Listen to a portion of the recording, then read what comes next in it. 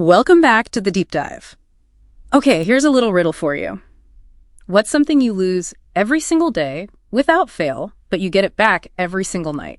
Any guesses? It's a good one. Right. And the answer is your height. Exactly. It sounds a bit weird, right? Mhm. But it's true. You are actually measurably a bit taller first thing in the morning compared to when you go to bed. That's absolutely correct. And it's a totally normal thing, nothing to worry about. For most adults, the difference is around, say, 1 to 2 centimeters. Which is about half an inch, give or take. Right, about half an inch. It might seem small, but it happens consistently day in, day out.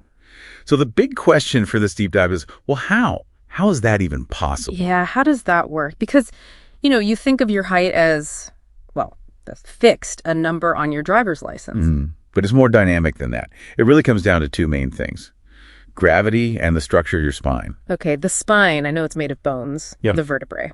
Exactly, a stack of vertebrae. But critically, in between most of them, you've got these things called intervertebral discs. There are 23 of them. Discs, right, like little cushions. Precisely. Think of them as very dense, sort of gel-filled cushions. They're made of this tough, cartilage-like stuff, really resilient.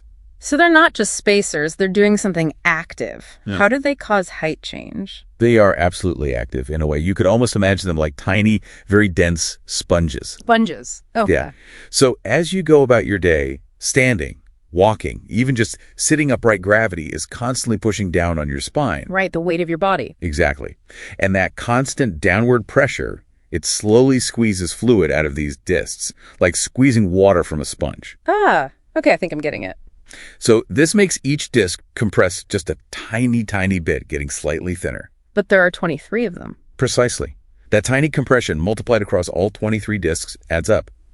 By the end of the day, your overall spinal column is shorter and, well, you're shorter. Wow. Okay, so gravity squishes the sponges all day. Then what happens at night? How do we get the height back? Do they just pop back? Pretty much.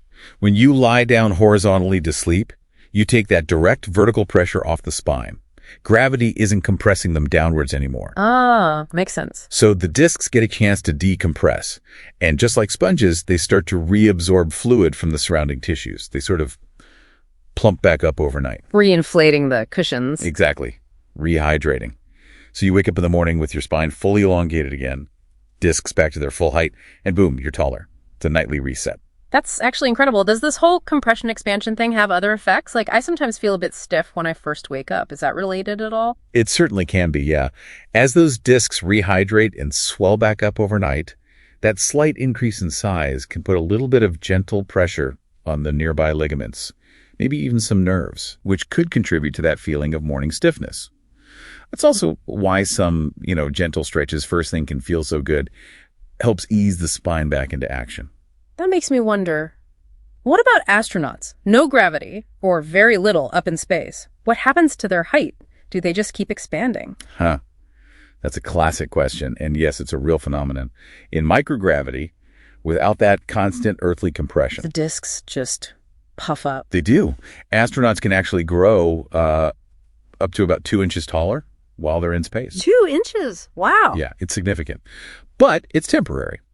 Once they're back on Earth, gravity goes back to work, and they gradually return to their normal height. It really shows you the power of that constant gravitational pull. Okay, so back here on Earth, we can't avoid this daily shrink and stretch, but is there anything we can do to sort of help our spines handle it better, keep things healthy? Definitely. While fluctuation itself is normal, good spinal health is always key.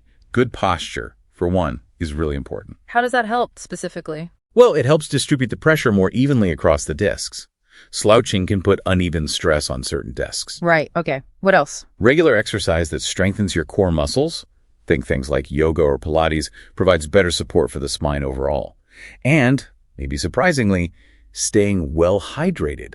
Hydrated for spine height. Absolutely. Remember, those discs need to reabsorb fluid overnight. They're largely made of water. If you're dehydrated, they can't plump back up quite as effectively. So drinking enough water is actually crucial for letting them regenerate properly each night. Huh. Never thought about hydration affecting my height, even temporarily. So beyond the fun trivia of being taller in the morning, what's the bigger picture here? What does this tell us? Well, I think it's a fantastic reminder that our bodies aren't static statues. They're living, Dynamic systems constantly interacting with the forces around us, like gravity. Always adjusting. Exactly. You're literally rising when you shine each morning.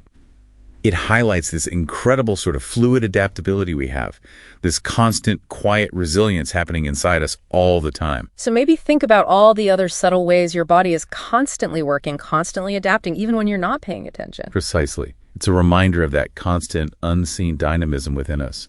Something to maybe reflect on how amazing that daily rebound really is.